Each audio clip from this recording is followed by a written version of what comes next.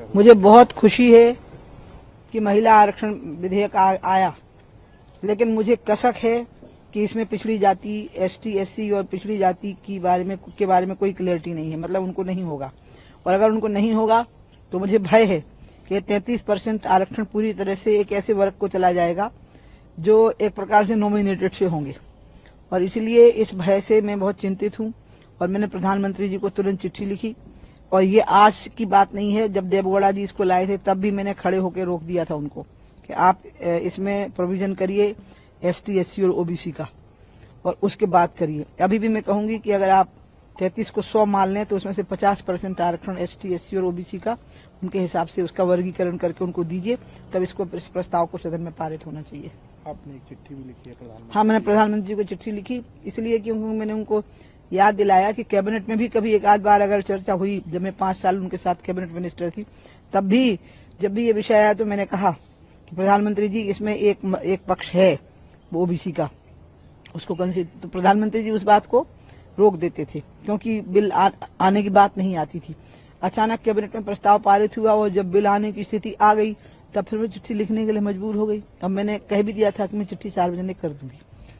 जिस तरीके से हमने पाबंदी को लेकर आंदोलन चलाए हैं, आज आपने नया मुद्दा जो महिला आरक्षण को लेकर किया है, तो क्या नहीं होता है? यदि आपने जो मांग की है प्रधानमंत्री जी से, आपने सरकार से मांग की, तो अगला क्या स्टैंड होगा आपका? मैं बीजेपी में हूँ, सामने चुनाव में चुनाव प्रचार भी करूंगी, मध्य प्रदेश में भी करूंगी, पूरे देश में भी करूंगी। पिछड़े वर्गों के लोग वोट नहीं देंगे, उनके वोट कम हो जाएंगे, ऐसा बिल्कुल नहीं होगा। वो बीजेपी के साथ बंध गए हैं, वो बीजेपी को वोट देने लगे हैं, ऐसी भी कोई चिंता का विषय नहीं है। लेकिन हाँ, एक अवसर है, हम उनको दे सकते हैं और हम ये साबित कर सकते हैं कि हम भी उनके प्रति अपनी जिम्मेवारी समझते हैं। अभी तक तो हम मानते हैं कि वो हमें वोट दें, अब हमें दिखाना है कि क्या हम उनके प्रति अपना कर्तव्य और अपनी जिम्मेवारी निभाते हैं। परीक्षा हमारी है, अब हमें उस परीक्षा में पास होना है बीजेपी को। लेकिन नहीं होता है, और यदि पारित हो जाता है, संशोधन हो जाता है, फिर बात जारी रहेगी। आज तक कभी ऐसा हुआ है कि किसी बिल में सुधार ना हुआ हो? कभी ना कभी सुधार हो ही जाएगा, करा के रहेंगे।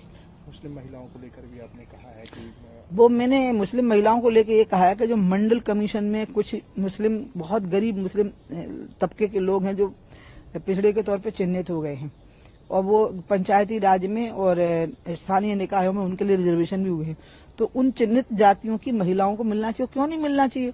मुस्लिम महिलाओं के हित के बारे में हमारे प्रधानमंत्री सोचते हैं, तभी तो ट्रिपल तलाक को हटाने की बात आई थी। उसी दृष्टि से मैंने आगे एक कदम बढ़ाया है, उनको ही स्थान मिलना चाहिए संसद में बैठने का। भी आपने सनातन को लेकर आज जब बात हुई तो आपने सनातन को लेकर भी कहा है कि इसमें साधु संतों, शंकराचार्य। हाँ, मुझे आश्चर्य भी हुआ, बल्कि जब सब नेता बोलने लगे और सब पार्टियों के नेता बोलने लगे, क्योंकि ये विषय तो तमिलनाडु में उठा था करीब 60-70 साल पहले। तो तिलक, चोटी, जनेऊ वाले लोगों को उनका तिलक पहुंच दो, चोटी काट दो, जनेऊ छीन लो, मूर्तियों के गले में जूतों की माला पहना दो, ये सब शुरू हो गया था। लेकिन तमिलनाडु में ही नहीं वो बंद हो पाया, ना तिलक लगाना बंद हुआ, ना चोटी लगाना बंद हुआ, ना जनेऊ पहनना बंद हुआ, ना मंदिरों की भीड़ बंद हुई।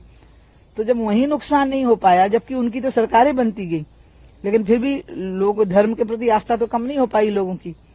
तो इसको हम शंकराचार्यों के ऊपर ही छोड़ दें, इस डिबेट को हम राजनीतिक मंच पर इस डिबेट को हम नहीं लाते तो ज्यादा अच्छा था, क्योंकि 2014 का जो चुनाव हमने लड़ा है ना, वो विकास के मुद्दे पर लड़ा है, हमें उसी पर फोकस रहना चाहिए। तो आप लग रहा है क्योंकि बीनाम प्रधानमंत्री आए, उन्होंने इंडिया गठबंधन पे बोला, सनातन पे बोला, तो आप लग रहा है कि कहीं विकास से हटके अब सनातन नहीं, वो प्रसंगवश बोला है उन्होंने, क्योंकि प्रसंग चल रहा है ना, तो मैं बोलना पड़ता है। प्रधानमंत्री पूरे देश का प्रतिनिधित्व करता है और वो इस प्रसंग पर कुछ ना बोले जो करेंट टॉपिक है वो भी ठीक नहीं होता। लेकिन मैं तो सबको अपील कर रही हूँ, मीडिया को भी कह रही हूँ कि आपको क्या हो गया है, आप क्यों कर